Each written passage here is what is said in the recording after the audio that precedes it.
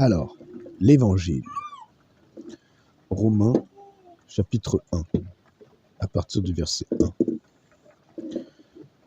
Paul, serviteur de Jésus-Christ, appelé à être apôtre, mis à part en vue de la bonne nouvelle de Dieu, déjà promise par ses prophètes dans les Écritures saintes, les Écritures mises à part, concernant son Fils, né de la postérité de David, selon la chair, donc ça c'est selon la chair, et déclaré de Dieu en puissance selon l'esprit de sainteté par la résurrection des morts, Jésus-Christ notre Seigneur. Ça, on peut le voir également dans Acte 13, 29 à 32, là, qui est une révélation du psaume 2. Jésus-Christ notre Seigneur.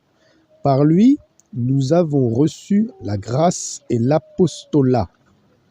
Les apôtres, je rappelle, ce sont les envoyés.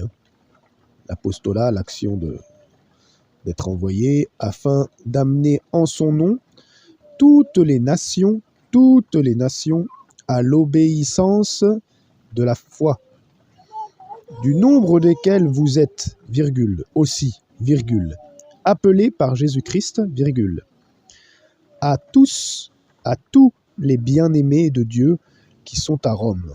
Et ici, les bien-aimés, on aurait pu le traduire également par, donc la racine c'est agapao, donc à tous ceux en fait qui ont la volonté d'aimer, qui ont fait le choix d'aimer, qui ont la volonté en fait, l'amour mu par la volonté, ou alors tous ceux en fait qui se donnent en fait par amour. En fait, on aurait pu dire aussi les biens charitables, à tous les biens charitables de Dieu qui sont à Rome. Appelés saints, grâce et paix à vous de la part de Dieu, notre Père, donc Dieu est notre Père, et du Seigneur Jésus-Christ. Maintenant, on va aller voir dans 1 Corinthiens 15. Donc 1 Corinthiens 15, à partir du verset 1 jusqu'au verset 7. Je vous fais connaître, frères,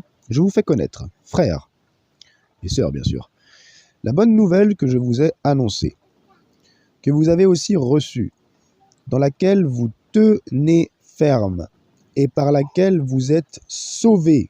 Ici, le mot sauvé, là, par laquelle vous êtes guéris, délivrés, mis au large, préservés également, par laquelle vous êtes préservés. Donc c'est véritablement une bonne nouvelle.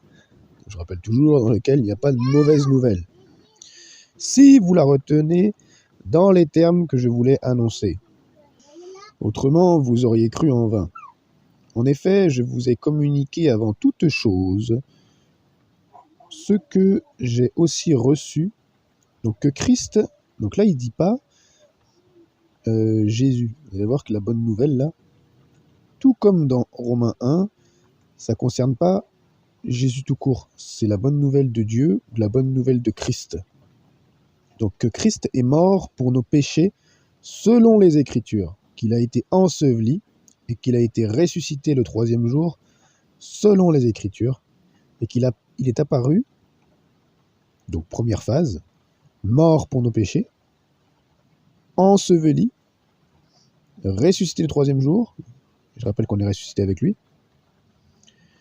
selon les Écritures, donc selon tout l'Ancien Testament, toute l'ancienne alliance, la Torah, les prophètes, les psaumes, on peut y trouver que Jésus-Christ est le Christ en fait, le Christ Jésus, est mort pour nos péchés, enseveli, ressuscité, et surtout qu'il est apparu, il est vivant. Il est apparu à Céphas, mais d'abord il est apparu aux femmes, puis aux 12, ensuite il est apparu à plus de 500 frères à la fois, dont la plupart sont encore vivants, à cette époque-là, au moment où il parle, et dont quelques-uns sont morts. Puis il est apparu à Jacques, puis à tous les apôtres. Voilà, ça c'était l'évangile, la bonne nouvelle de Dieu, de Christ.